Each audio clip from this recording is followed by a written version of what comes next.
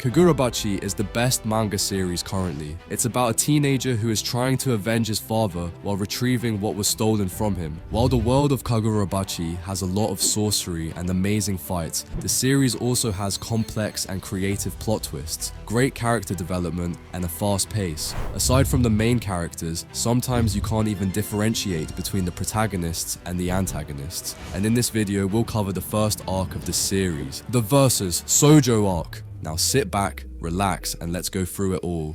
Up in the mountains lives Kunishige Rokuhira, the most renowned swordsmith in the land. He crafts special katanas using his own unique method, and his son, Chihiro Rokuhira, trains hard every day to follow in his father's footsteps. Kunishige is usually relaxed and easygoing, but becomes very focused when working. One day, he buys 3 goldfish, believing the red one brings good fortune, the black one wards off evil, and the 3-colored one is simply amazing. However, Chihiro isn't thrilled about this since he knows he'll be the one taking care of them. We're also introduced to Shiba, Kunishige's old friend. Through Shiba, we learn that 15 years ago, during the Seitei War, Kunishige became more famous than the soldiers who fought on the battlefield. His legendary swords played a crucial role in ending the war. Kunishige is regarded as a true hero who saved many lives. 38 months later, the story shifts to a group of gangsters torturing young men who try to stand up to them. Only one of the young men is still alive, and he refuses to reveal any information about his comrades. Then, a sorcerer working with the gangsters appears briefly and uses his sorcery to further torment the young man. The scene changes again to Chihiro and Shiba traveling on a train. Shiba suggests Chihiro could get his large scar removed, but Chihiro refuses. He explains that every morning, when he washes his face and sees the scar in the mirror, it reminds him of the day he got it. This allows him to begin each day with fresh hatred. As Shiba and Chihiro step off the train, it becomes clear they've arrived in the same city where the gangsters from the previous scene, known as the Korogumi, are taking control. The Korogumi gang appears to be the only lead on some people Chihiro and Shiba are searching for. As they approach the Korogumi headquarters, they see the bodies of the young men who tried to resist the gang earlier, now hanged as a warning to the city's citizens. This gruesome sight angers both Shiba and Chihiro. Instead of trying to negotiate with the gang, they decide to launch a direct attack. Meanwhile, inside the gang's headquarters, the boss is still interrogating the last surviving young man. Just as they manage to break his spirit and he's about to reveal information, Chihiro storms into the room, immediately cutting down gang members. Shiba holds back while Chihiro fights the gangsters. During the battle, we learn that Kunishige Rokuhira imbued his katanas with sorcery, a unique skill that no one else can replicate. These enchanted blades possess special powers. As Chihiro unsheathes his katana, 3 goldfish materialize, symbolizing its power. He uses the blade's magical abilities to skillfully slash through and defeat the gang members. He then confronts the gang leader, demanding information about the Hishaku, the group of sorcerers supporting the gang. The gang boss is shocked that Chihiro would even mention the Hishaku, let alone try to confront them. He tells Chihiro he must be insane to pick a fight with such a dangerous group. Chihiro replies that he doesn't care if they're monsters, he's determined to cut them down. All he knows is that the Hishaku first appeared 4 years ago and are a small but elite group of sorcerers. However, just as the gang leader is about to reveal information, his body suddenly explodes, releasing massive roots that attack Chihiro and the others. Shiba quickly saves the young man, while Chihiro takes on the roots in battle. Afterward, Shiba checks on Chihiro, who manages to handle the situation well. It becomes clear that the Hishaku must have placed a spell on the gang leader's body to ensure he couldn't speak about them at all. Now, the story takes us back to what happened before the time skip. 38 months ago, the Rokuhira workshop and home were protected by a magical barrier that was set to alert Shiba in case of any interference. On that fateful day, when Shiba arrived, he found the house and shop completely destroyed. Kunishige had passed away, and Chihiro was sitting next to his father's body. 3 sorcerers had attacked them, and one of these sorcerers is the same individual who is helping the Korogumi gang. During the war, Rokuhira forged 6 enchanted blades and sent them out into the world.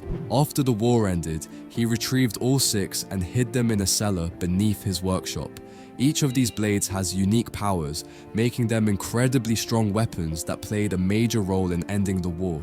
The Hishoku attacked the Rokuhira household to steal these enchanted blades. In the process, they killed Kunishige and inflicted a massive scar on Chihiro's face. Currently, the katana Chihiro wields is the one Rokuhira spent years perfecting after the war and ultimately gave his life to protect. Since that tragic day, there has been no reliable information about the Hishaku or the enchanted blades. Chihiro constantly worries that someone might already be using his father's swords for evil purposes. This drives his determination to find the Hishaku and recover the enchanted blades as soon as possible. Next, Chihiro and Shiba travel to Tokyo after receiving a lead about a sighting of an enchanted blade. 3 years earlier, after Kunishige's murder, Shiba and Chihiro had visited Tokyo seeking help from Hinao, the owner of Cafe Haruharu. This cafe serves as a hub where sorcerers can connect with Yakuza leaders or major corporations in need of their services. However, for the past 3 years, no significant information had surfaced, until now. Recently, a young girl entered the cafe, seeking to hire a sorcerer for protection. She claimed a dangerous man with a very strong sword was chasing her. Hinao immediately called Shiba and Chihiro to inform them. When they arrive at the cafe, they find the girl asleep. This girl is extremely important, but at the time Shiba thinks she might just be playing around, so he questions her when she wakes up. He asks why the bad guy is chasing her, but the girl refuses to explain. Frustrated, Shiba suggests taking her to an orphanage as she admits she has no home, no father, and no mother. Chihiro, being more compassionate, notices the girl might be hungry and asks if she's eaten recently. When he learns she's starving, he takes her to a restaurant to get some food. During their conversation, the girl reveals her name is Char. Chihiro plans to take her to an orphanage, reminding her that the cafe isn't a place for children to hang around. However, Char insists she's not playing around, but still refuses to say why she's being chased. Chihiro shifts the conversation to the sword. He asks Char about the weapon, and she mentions seeing clouds coming out of the blade. This specific detail convinces Chihiro that the weapon is a genuine enchanted blade. Char adds that the bad guy chasing her doesn't have a flame symbol on his hand, but is accompanied by many henchmen. Meanwhile, a strange-looking man enters the soba shop. He sits at a table next to Chihiro and Char, observing them before suddenly killing a waiter with chopsticks because he finds him annoying. He then confronts Chihiro and Char, revealing himself to be one of the sorcerers chasing Char. He summons a Daruma, which explodes and blasts Chihiro outside the restaurant. He ties Char with a belt rope connected to his wrist and summons more Daruma to fight Chihiro. Chihiro quickly draws and activates Enten, then uses its ability to sever the rope connecting Char. The sorcerer notices Enten's ranged slash powered by spirit energy. Just then, Shiba teleports in, grabs Char and moves her to safety, irritating the sorcerer. The sorcerer demands that Chihiro hand over Char, but Chihiro refuses and prepares another attack. As Chihiro slashes, the sorcerer realizes that instead of creating objects with spirit energy like he does, Chihiro's blade attacks are made entirely of spirit energy. This reminds him of another enchanted blade he's seen before. The sorcerer, surprised to see another enchanted blade, becomes excited at the prospect of fighting it. When Chihiro presses him for information, the sorcerer arrogantly tells him to defeat him first.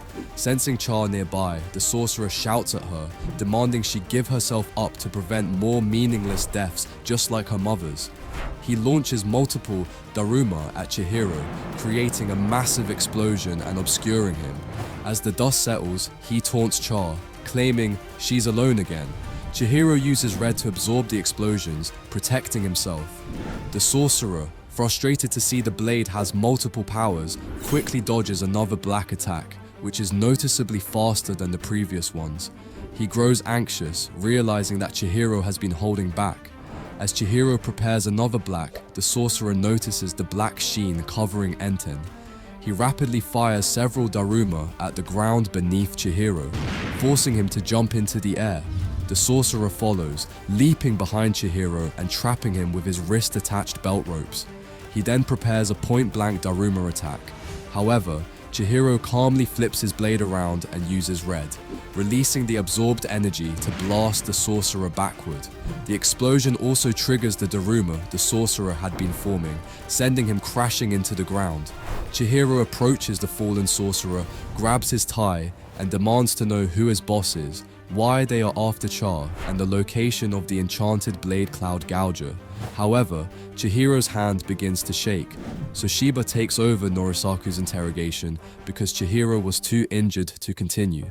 Chihiro and Char return to Hinao's cafe, where Chihiro thanks her for her help before leaving in Shiba's car to get Char some more food. Suddenly, Char sneezes from the back seat, revealing she had snuck into the car to stay with Chihiro for protection. Chihiro tries to get answers about why people are chasing her, but she avoids giving clear explanations.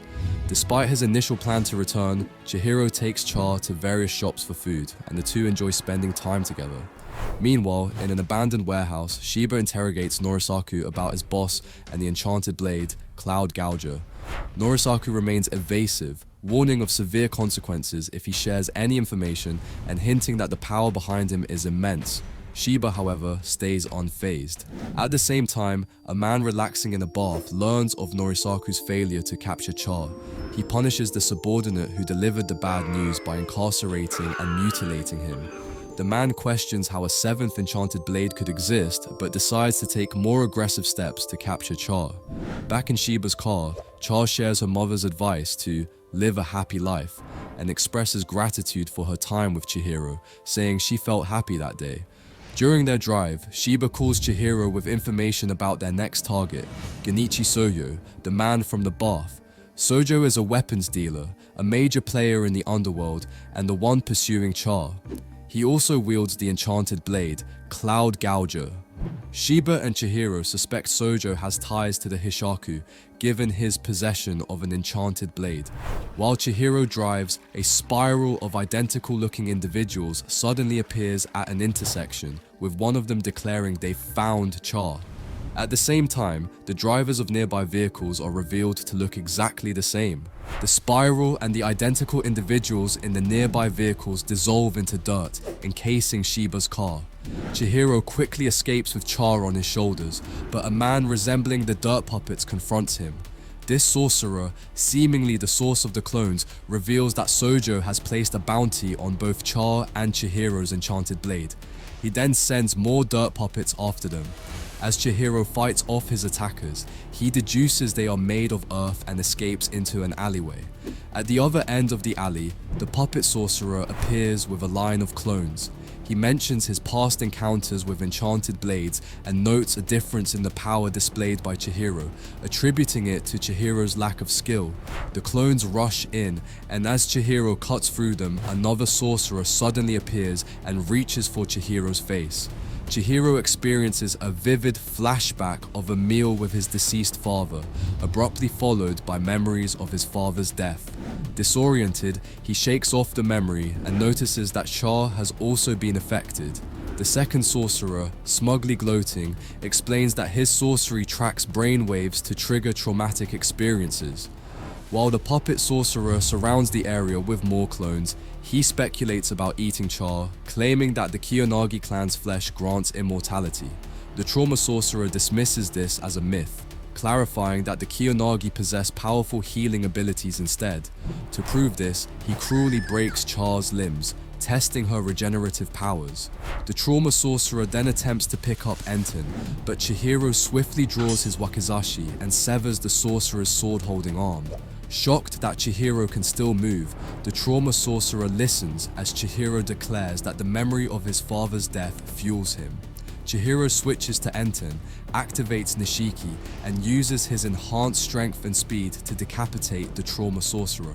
This also destroys the puppet sorcerer and his clones. After the fight, Char reveals the sorcerers were pursuing her because of her unique healing abilities. Trusting Chihiro, she shares more about her struggles. Having vomited earlier due to reliving her trauma, Char admits she's hungry again. Understanding her pain, Chihiro shares his food, offering her comfort after the ordeal. After that, Chihiro picks Char on his back and tries to go home, but he finds himself surrounded by 3 sorcerers at an intersection, but a man named Azami interferes. He is an executive member of the Kamunabi, who dispatches the sorcerers easily. They head to Cafe Haruharu, where Azami clarifies the Kamunabi's goal is to eliminate threats to the nation. Shiba reveals that he detests Kamunabi's impersonal attitude, which was one of the primary reasons why he left Kamunabi years ago. Azami chastises Shiba for letting Chihiro's enchanted blade be used in public. Now, the Kamunabi are aware of a seventh blade, and only the Kamunabi members who had helped Kunishige hide had been privy to this information. Shiba replies that Chihiro can fight now, leading Azami to admit that Chihiro has become very skilled in fighting. After prompting from Shiba, Azami then reveals an upcoming black market auction, the annually held Rakuzaichi, where one of Kunishige's enchanted blades, the Shinuchi, will be sold by Sojo. He warns Chihiro against confronting Sojo, stating the Kamunabi have failed to deal with him for over a decade, and suggests they leave the auction to the Kamunabi. Chihiro states he accepts this, and Azami groans at the obvious lie. Nevertheless, Azami warns them of the Hishoku's increased audacious actions, suggesting they aim to use the enchanted blades for a greater agenda. As he receives an alert that his subordinates have erased the bounty Sojo placed, Azami stresses the urgency of preparing for the auction, held in a month, and the Hishoku's potential threat to the nation. Shiba and Azami leave to plan their next steps, instructing Chihiro to stay at the cafe. The next morning, Chihiro wakes up and thanks Hinao for letting them stay in the back room. Meanwhile, we learn that after Shiba's interrogation, Norisaku was advised to start a new life away from sorcery. Taking this advice to heart, he decides to reconcile with his family, first calling his sister and then planning to visit their mother to apologize. However, when Norisaku gets into his sister's car, Sojo is waiting in the back seat. Sojo kills both Norisaku and his sister, punishing him for his failure and decision to quit. Shortly after, Sojo is contacted by the younger brother of the trauma sorcerer, who shares the same sorcery. The brother reveals Chihiro's location and urges Sojo to avenge his sibling. Sojo agrees, but decides to kill the brother as a warm-up. Although the brother triggers Sojo's trauma, Sojo ignores it, comments on the intriguing nature of the sorcery, and kills him anyway. Sojo then heads to Cafe Haruharu. Upon entering, he immediately locks blades with Chihiro. As the fight begins, he now quickly runs to the back room to find Char. Sojo activates Cloud Gouger, which shocks Chihiro upon seeing it. Sojo calls Mei, and the resulting lightning bolt blasts Chihiro through a wall.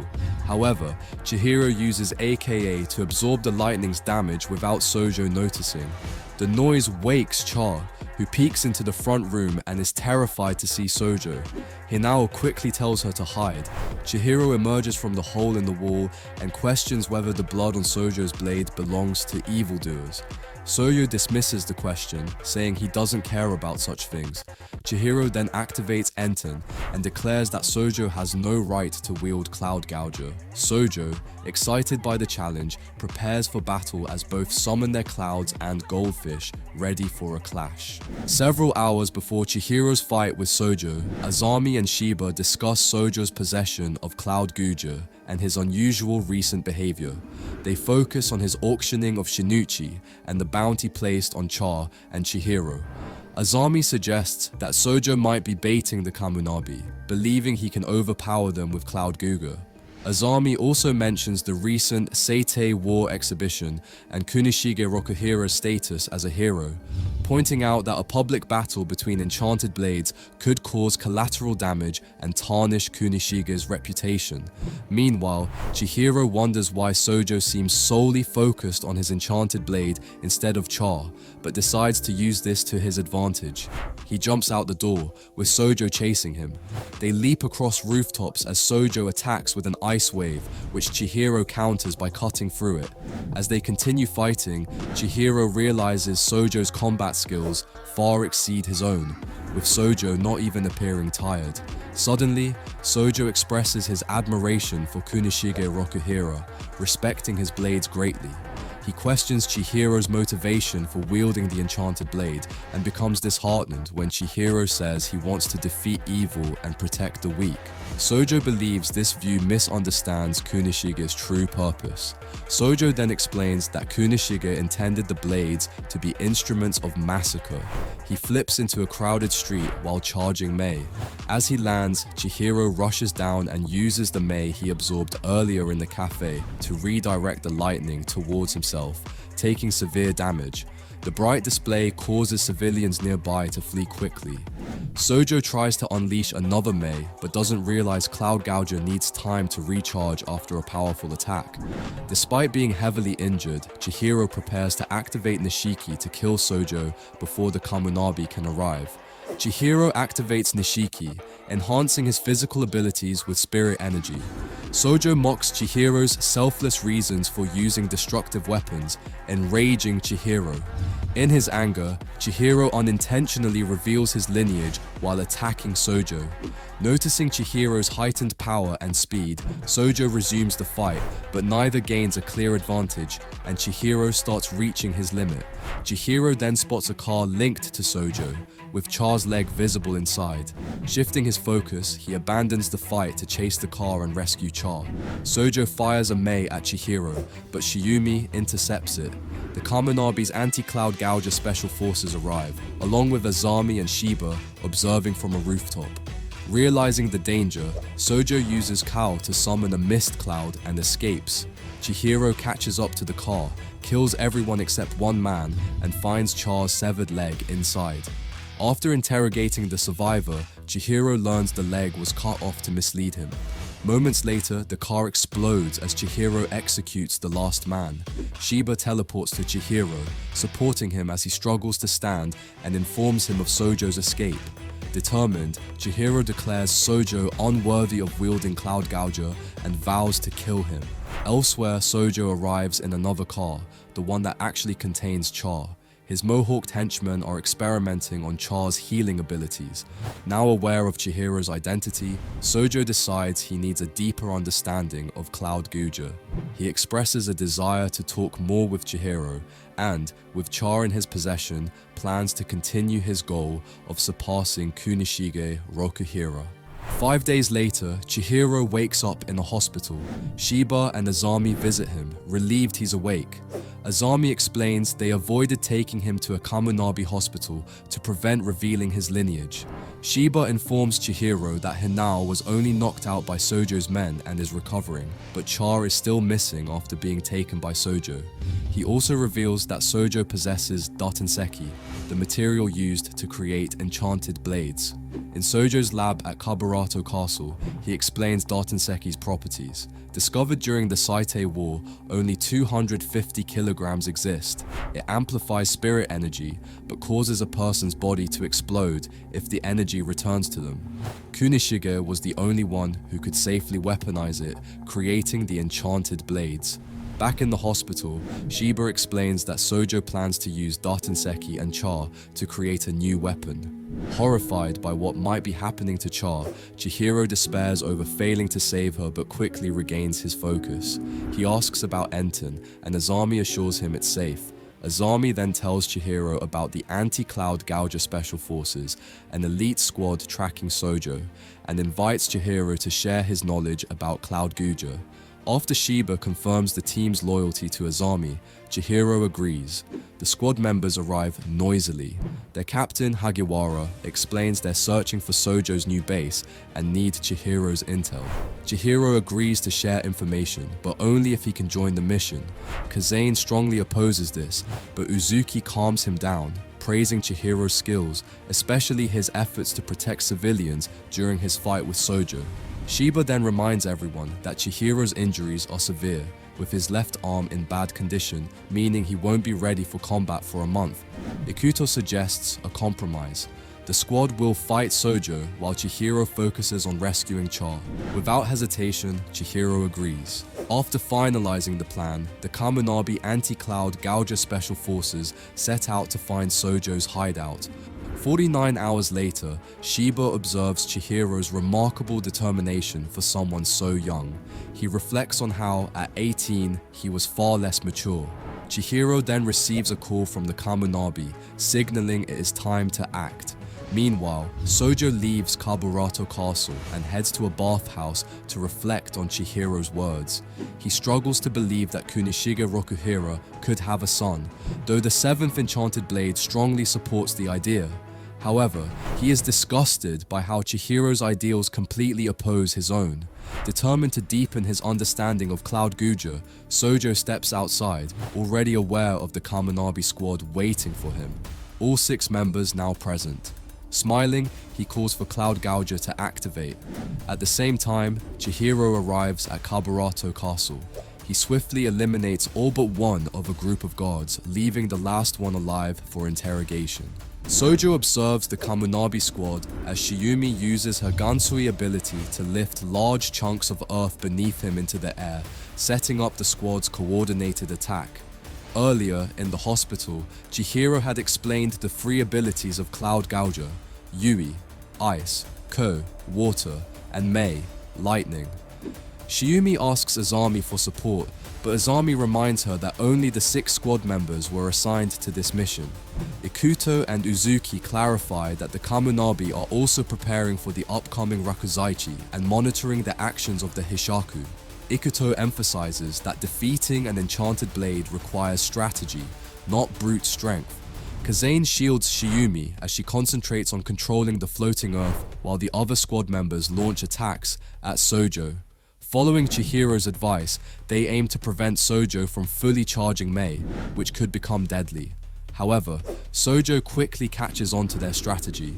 He uses Ku to spray water across the area and immediately follows up with Mei, electrifying the wet ground and striking the Kamunabi sorcerers. Although the lightning is not fully charged, the squad is visibly hurt and momentarily staggered, giving Sojo a chance to begin charging a stronger Mei. Back in the hospital, Chihiro had warned the squad about Sojo's tendency to chain Ku and Mei. He instructed them to let Sojo land the initial attack, as charging Mei would leave him vulnerable. In the present, the squad recovers, and all but Ikuto leap out of the way. At the crucial moment, Ikuto uses Jikai to repel the ground, sending Sojo, the water, and his lightning attack into the air. With the electricity dissipated, the squad remains unharmed. Makoto, Uzuki, and Hajime then seize the opportunity to attack Sojo during Mei's enforced downtime. Meanwhile, at Kaburato Castle, Shiba teleports to a shed joining Chihiro. The guard they interrogated revealed the shed leads to an underground storage room guarded by sorcerers. Since their goal was to rescue Char and uncover links between Sojo, Shinichi, and the Hishaku, Shiba and Chihiro decided to split up. After dealing with the guard, Chihiro sneaks into the basement and hides in the rafters, observing the twins on duty. He recalls his father's words about the enchanted blades, explaining that their true realm extends beyond their theoretical capabilities, with their powers and limitations adapting to the wielder's unique qualities. Before the Kamunabi left, Chihiro shared his father's knowledge about the true realm with the squad, which they carefully noted. This is very important, and you'll understand why by the end of this arc. Now, Chihiro is observing from the rafters, but is ambushed by a visor-wearing sorcerer and forced to the ground. Weakened and fighting with his non-dominant arm, he struggles to fight back and cuts the lights to escape. Meanwhile, Shiba hears the commotion, but is stopped by several sorcerers, forcing him to focus on them. Chihiro hides behind shoji doors, frustrated by his weakness and doubting if he can save Char even at full strength. He suddenly recalls his father's advice to stay calm and flexible when feeling overwhelmed. Motivated, Chihiro confronts the visor-wearing sorcerer again, summoning a school of black goldfish and immediately defeats him.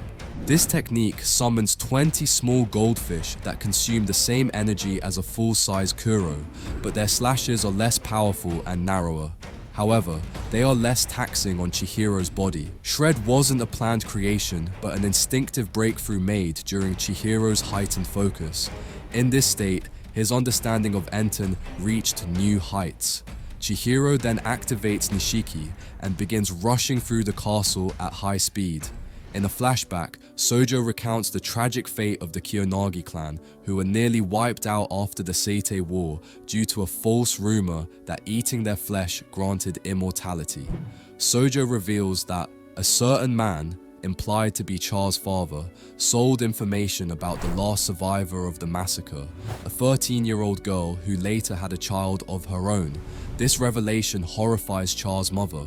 Over time, Sojo conducted countless experiments on both Char and her mother to harness Datanseki.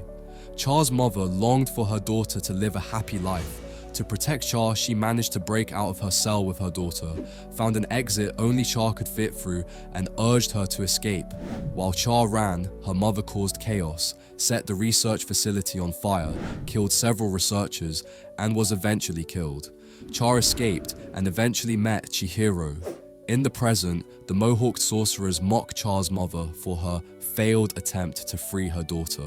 Meanwhile, Chihiro tears through the Kaburato Castle courtyard, defeating every sorcerer and guard in his path.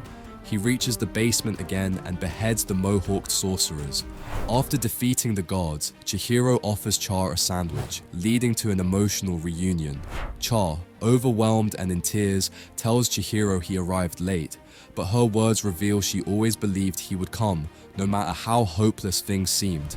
Chihiro is visibly exhausted after using Nishiki, even though he used it to enhance his movement rather than his strength.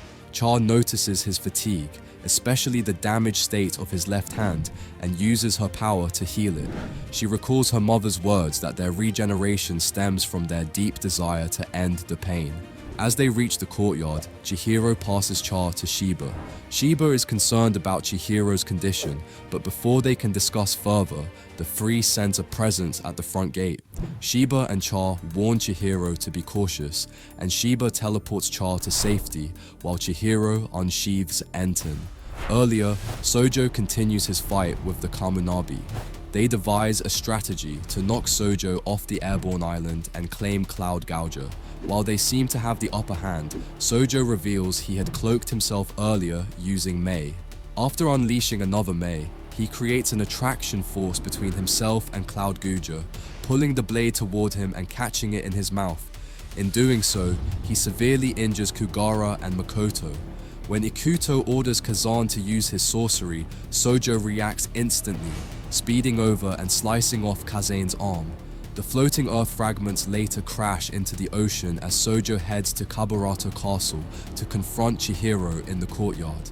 Sojo observes that Chihiro has improved his mastery of his enchanted blade and expresses interest in discussing it further. However, he knows words aren't what they need at the moment. Both warriors activate Nishiki and Mei, accelerating toward each other. They prepare to clash, with only 12 seconds remaining before their respective time limits run out. The two warriors dash into the air, locking blades as their clash becomes a form of unspoken communication. This is symbolized as them sitting in a tea room, facing each other across a table with cups of tea and plates of tricolor dango. Sojo expresses his desire to talk with Chihiro further. He acknowledges Chihiro's altruistic ideals, but insists his own beliefs are superior. Chihiro firmly rejects this, drawing on the countless days he spent working with his father.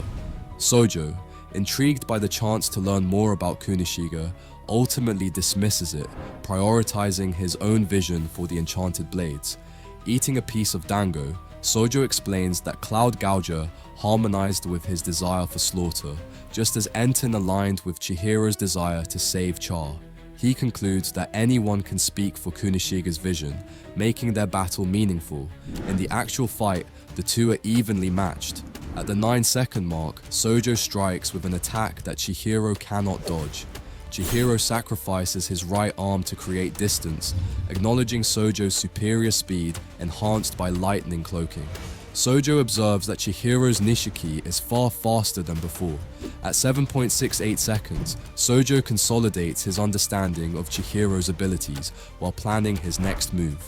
With 6 seconds remaining, Sojo doubles the spirit energy in his lightning cloak, doubling his power, but reducing his remaining time to just 3 seconds.